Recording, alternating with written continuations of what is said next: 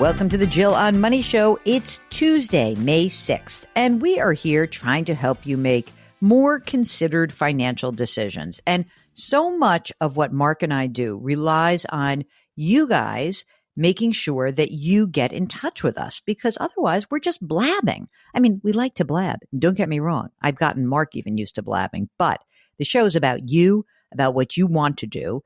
And our job as certified financial planners and just basically the kind of people who are really nosy is to get to know who you are, what you'd like to do, and figure out different paths to get you where you want to go. It doesn't have to just be one. It can be lots of different ways to get there. So if you've got a question, go to jillonmoney.com, click the Contact Us button. And if you want to join us on the air, just check the box. Mark will do everything else. While you're on the website, don't forget you can sign up for the free weekly newsletter. It comes out every single Friday. Mark does a great job with that. And you can also subscribe to our sister broadcast called Money Watch, which drops on Saturdays and Sundays. And Money Watch is a little bit more of the boot camp for your financial life. Maybe going over some of the basics, but also answering questions from people who may be just starting out, getting back up on their feet, or mid-career, whatever it is. But, you know, the folks who have $10 million and they're wondering whether they can retire or not, don't come on to Money Watch. You can listen, but don't come on. Okay, right now, let's do some emails. Here we go. The first email is from Rich, who writes, we have $645,000 in a 401k, $735,000 in CDs, a savings account of $185,000. We have no debt. I will receive a pension of $2,286 a month and Social Security of $3,200. My wife will get a $1,200 pension and $1,600 in Social Security. Our yearly expenses are around $65,000. Do we have enough to retire? I wonder how old this guy is. Rich. Yeah, that's what I was wondering. It's like, if they're retired now and collecting all this money in Social Security, yeah, then they have enough.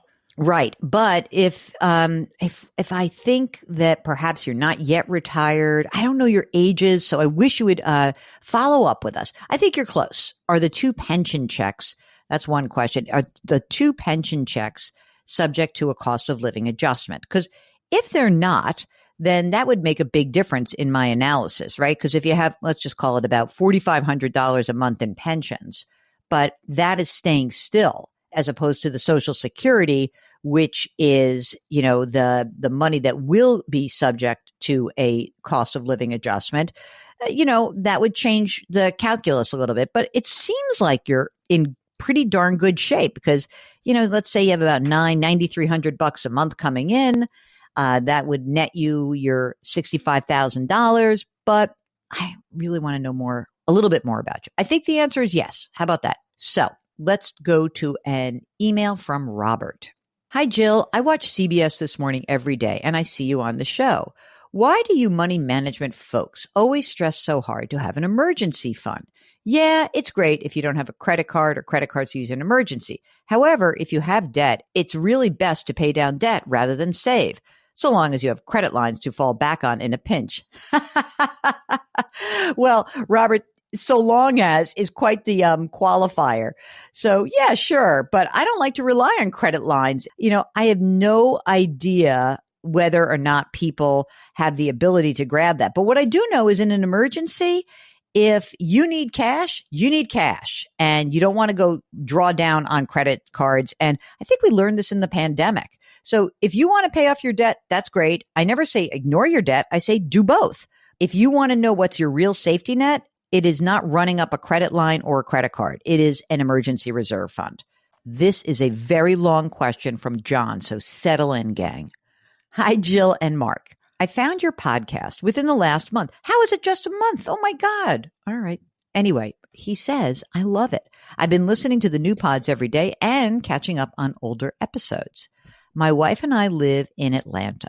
I am 63 and she is 61.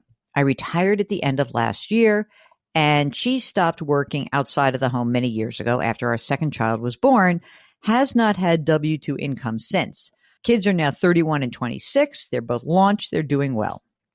This is already why I love John. We hope to travel a lot during the next 7 to 10 years.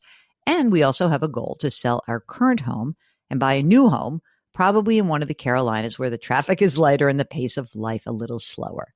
We're thinking that we'll move in the next 18 to 24 months. We are budgeting to spend $250,000 to $300,000 above the amount we net from the sale of our current home. In other words, not a downsize and upsize. Okay. I do not plan to pull much additional money from our investments this year. I sold some taxable investments with small gains earlier in the year to live on, and I'm trying to keep my income low this year to get the most out of the refundable tax credit for the health insurance we bought through the ACA exchange. All right. Well, I mean, by the way, that refundable credit is pretty nice. It's a very juicy credit. For 26 and 27, though, does it make more sense to pull funds for living expenses from the pre-tax accounts to save on taxes later, even if it means paying more taxes and somewhat higher insurance premiums in the next 2 years? Also, does it make more sense to pull the funds needed for the home purchase from the taxable brokerage accounts, pre-tax accounts, or a combination? So, John is going to wait to claim Social Security until his age 70. My question in this area has to do with my wife's benefit.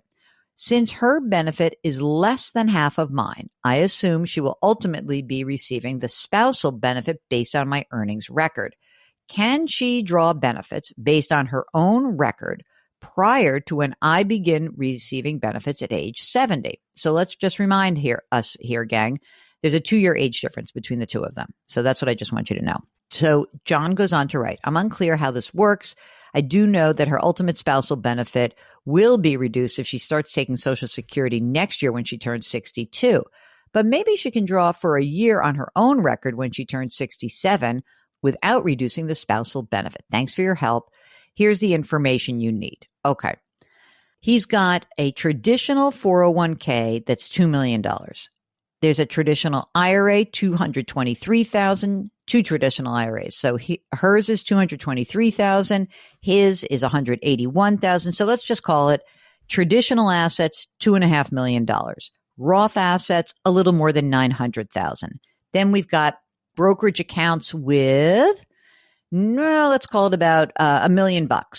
Okay, so that's all taxable. Cash, $235,000.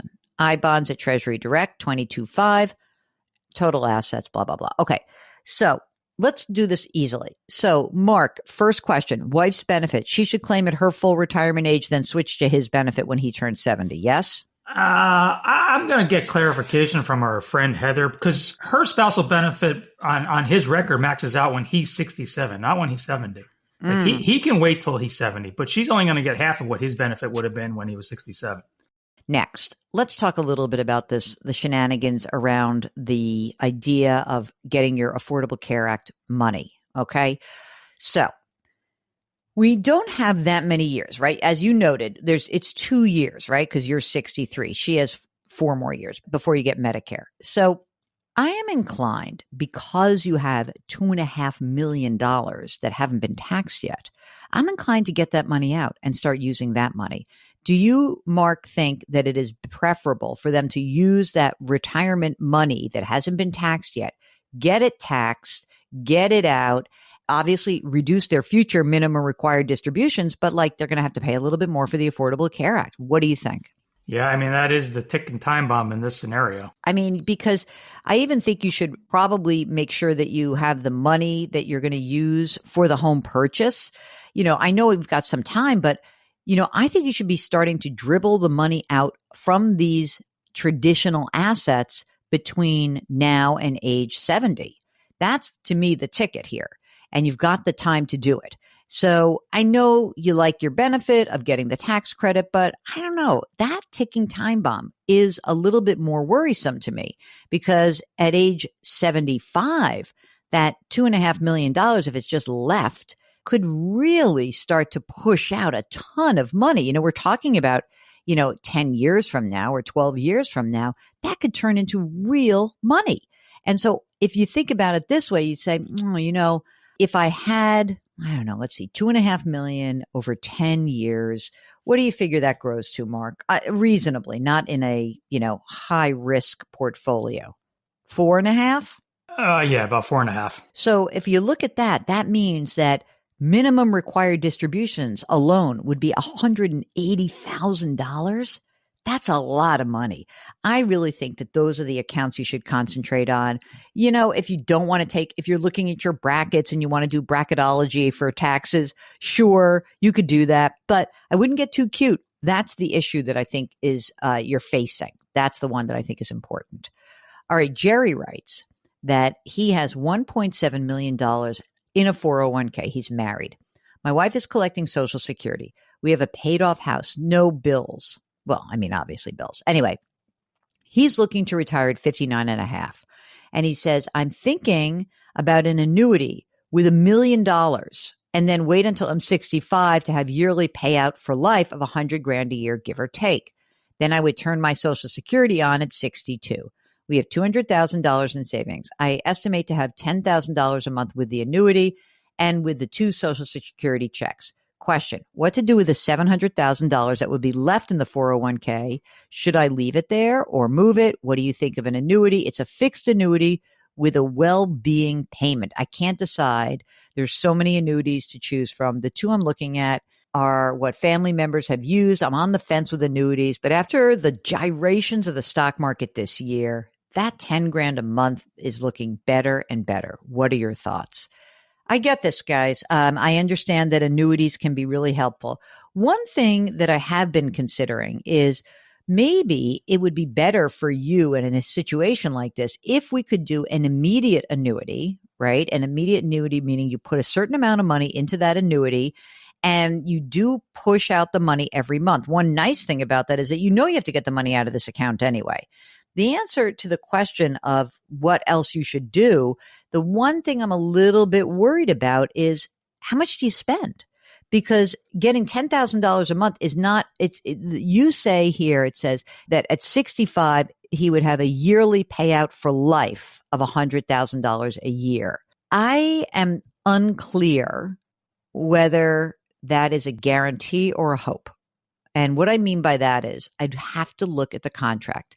So here's what I think. Anyone who's considering an annuity, who's being sold an annuity as an idea, should have a second opinion by a financial planner who is a fee-only planner. You should pay a fee to have somebody look at that and determine if that's the best idea for you.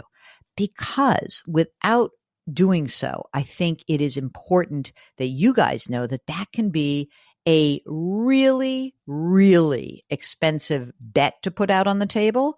And I would much prefer you having a clear understanding that that's the right thing for you. I think $1 million's too much, by the way. I really do. If you lose that money in the future. So it makes me a little bit nervous.